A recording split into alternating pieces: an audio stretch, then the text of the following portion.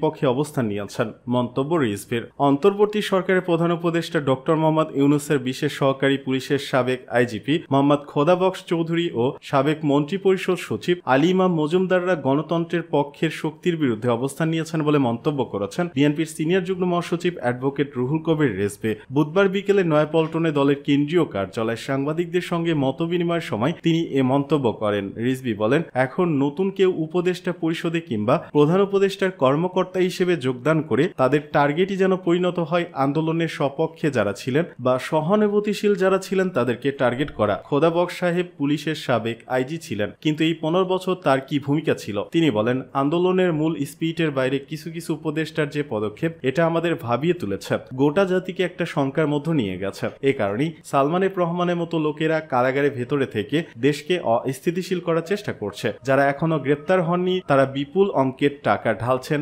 অস্থিতিশীল করার জন্য। বিএনপির নেতা আরো বলেন, অন্তর্বর্তী সরকার গণ আন্দোলনের সরকার, এই সরকার ছাত্র জনতার বিপ্লবের সরকার। এই সরকার অনেকেই নির্যাতিত হয়েছেন, তারা কোনো রাজনৈতিক দল করেন না, কিন্তু স্বাধীন মত প্রকাশের জন্য অনেকেই ফ্যাসিবাদী আওয়ামী লীগ সরকারের নিপীড়নের শিকার হয়েছেন। স্বয়ং প্রধান উপদেষ্টা যিনি আওয়ামী শাসনকালে নিপীড়ন নির্যাতনের শিকার হয়েছেন, তার সোশ্যাল বিজনেস মাইক্রো ক্রেডিট যেটা গোটা বিশ্বব্যাপী অভিনন্দিত।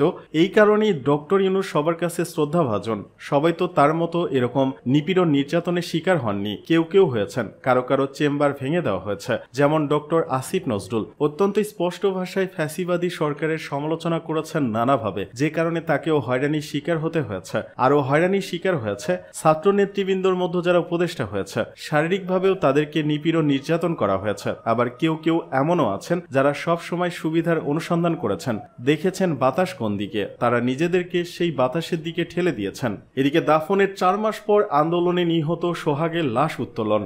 নেত্রকোনার কমলাকান্দায় ময়নাতদন্তের জন্য দাফনের 4 মাস পর বৈষম্য বিরোধী ছাত্র আন্দোলনে গুলিতে নিহত কিশোর সোহাগ মিয়ার লাশ উত্তোলন করেছে প্রশাসন। বুধবার উপজেলার বড়খাপন ইউনিয়নের বড়খাপন গ্রামের কবর থেকে তার লাশ উত্তোলন করা হয়। নির্বাহী ম্যাজিস্ট্রেট ও কমলাকান্দা থানা পুলিশ ও পরিবারের স্বজনদের উপস্থিতিতে লাশ উত্তোলন করা হয়েছে বলে নিশ্চিত করেছেন কমলাকান্দা থানার ওসি মোহাম্মদ ফিরোজ হোসেন। জানা গেছে, গত 19 জুলাই শুক্রবার আসরের নামাজের পর ঢাকার নয়াবাজার বাসা থেকে বের হয়ে গুলিবিদ্ধ হয়ে নিহত হন শ্রমিক সোহাগ মিয়া। 23 জুলাই তার লাশ গ্রামের বাড়িতে পারিবারিক কবরস্থানে দাফন করা হয়। সোহাগ তার পরিবার নিয়ে ঢাকায় বসবাস করতেন। সোহাগের মৃত্যুর ঘটনায় গত 20 আগস্ট ঢাকা ডিএমপি ভাটারা থানায় একটি হত্যা মামলা দায়ের করেন তার বাবা সাফায়াত। মামলায় সাবেক প্রধানমন্ত্রী শেখ হাসিনাকে প্রধান আসামি করে 91 জনের নাম উল্লেখ সহ অজ্ঞাতনামা আরও 200 থেকে 300 জনকে আসামি করা হয়। এই মামলার তদন্তের জন্য লাশের ময়না তদন্ত করতেই আদালতের নির্দেশে লাশ উত্তোলন করা হয়েছে বলে জানায় পুলিশ।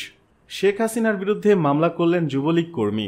নিজে বৈষম্য বিরোধী ছাত্র আন্দোলনে হামলার মামলায় আসামি। পুলিশের খাতায় রয়েছে অস্ত্র মাদক সহ আরও 3 মামলা। তার নাম কফিল উদ্দিন। কেন্দ্রীয় যুবলীগের সাবেক উপ অর্থ বিষয়ক সম্পাদক হেলাল আকবর চৌধুরী বাবরের অনুসারী হিসেবে পরিচিত। বিভিন্ন মিছিল সমাবেশে তার সঙ্গে যোগও দিয়েছেন। নিজের হোয়াটসঅ্যাপ প্রোফাইল ছবিতে বাবরের সঙ্গে তার ছবিও আছে। সেই কফিল বাদী হয়ে সাবেক প্রধানমন্ত্রী শেখ হাসিনা, সাবেক স্বরাষ্ট্রমন্ত্রী আসাদুজ্জামান খান সহ আওয়ামী যুবলীগ নেতাকর্মী সহ 187 জনের বিরুদ্ধে মামলা করেছেন চট্টগ্রাম আদালতে। তবে পুলিশ জানায়, বৈষম্য বিরোধী ছাত্র আন্দোলনে হামলার অভিযোগের এক মামলায় কফিল নিজেও আসামি। 10 নভেম্বর কোতোয়ালি থানায় 287 জনকে আসামি করে মামলা করেন মোহাম্মদ রাইয়ান নামের এক যুবক। গত সোমবার চট্টগ্রাম মেট্রোপলিটন ম্যাজিস্ট্রেট জুয়েল দেবের আদালতে বৈষম্য বিরোধী ছাত্র আন্দোলনে হামলার শিকার হয়েছেন দাবি করে মামলা করেন কফিল উদ্দিন। আদালত পুলিশ ব্যুরো অব ইনভেস্টিগেশন পিবিআই-কে তদন্তের নির্দেশ দিয়েছেন। যুবলীগের কর্মী হয়ে শেখ হাসিনা সহ আওয়ামী লীগ নেতাকর্মীদের বিরুদ্ধে তার মামলার বিষয়টি এখন সবার মুখে মুখে। তবে কফিল উদ্দিন